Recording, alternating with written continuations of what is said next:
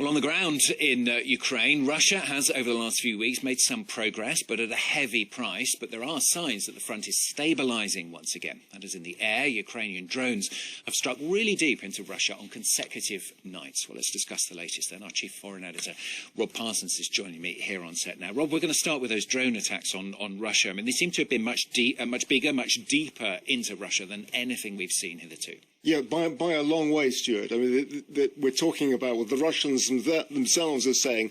They shot down 65 Ukrainian drones on the nights of Tuesday to Wednesday. Now, if that's the case, there must have been an extraordinary number of Ukrainian drones in the air because a lot of them quite clearly got through to their targets. If you look at the map here, you can see the range of the targets as well from down in the west here, which are used to being hit by Ukrainian drones in Kursk and Belgorod.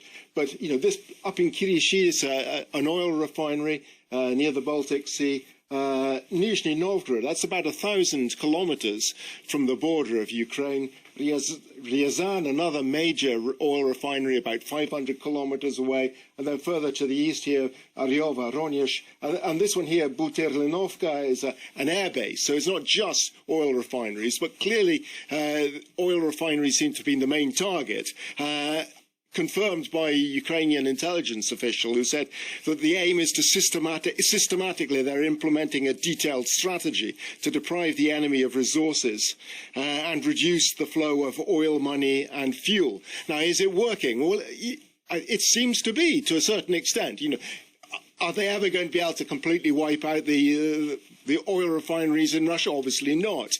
But according to Bloomberg, 3 refineries have had to be closed down since these strikes, totaling somewhere in the region of 12% of Russian output. That's a pretty large figure. And according to Western sources for January, attacks then, when the number of drones going was far fewer than the last few days, output was reduced by 400,000 barrels per day. That's pretty significant, so it does seem to be working. What about on the ground then, Rob? I mean, the reports do seem to be rather conflicting, don't they? The Ukrainian President Volodymyr Zelensky told French media outlets on Monday things were stabilising after a difficult few months. On the other hand, we've got the army chief saying the situation is very tense. Yeah, that's right. General Syrskyi, who's the new commander-in-chief of the Ukrainian Armed Forces, said that in particular in the central section of the front, that's the area in eastern Donetsk or in the town of Avdiivka that was taken by the Russians not long ago, the situation is very serious, that the Russians could be in a position to drive deeper into Ukrainian lines. And the reasons for that, he says, are the ones we've been hearing for a long time for the Ukrainians now, is they don't have enough ammunition and they don't have enough men. You mentioned now that the EU is going to provide a fund for 5.5 billion euros over this year for weaponry, for supplying Ukraine.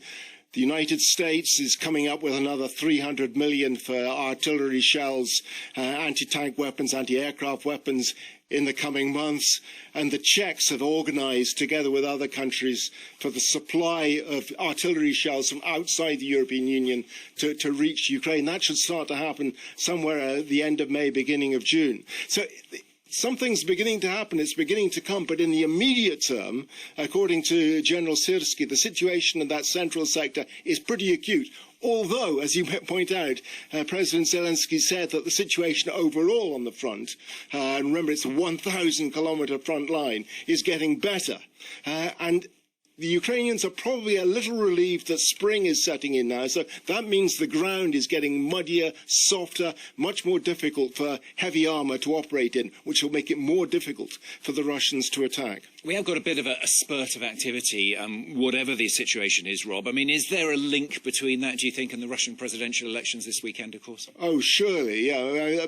You know, both ways, I think, you know, from Putin's point of view, he wants to be able to report to the Russian people that things are going very well on the front, that it's only a question of time and that Russia will achieve its ends. From the Ukrainian point of view, they want to be doing exactly the opposite, saying to the Russian people, look, you're not hearing the truth from President Putin. The reality is that our drones are striking all over Russia, that on the western front, that there are Russian supporters of Ukraine who have crossed into Russian territory and are fighting in places like Belgorod and Bryansk at the moment. So, you know, don't believe President Putin. He's not in control. You both sides are trying to affect the way the voters think. Rob, thanks so much. Rob Parsons, our Chief Foreign Editor here on France 24.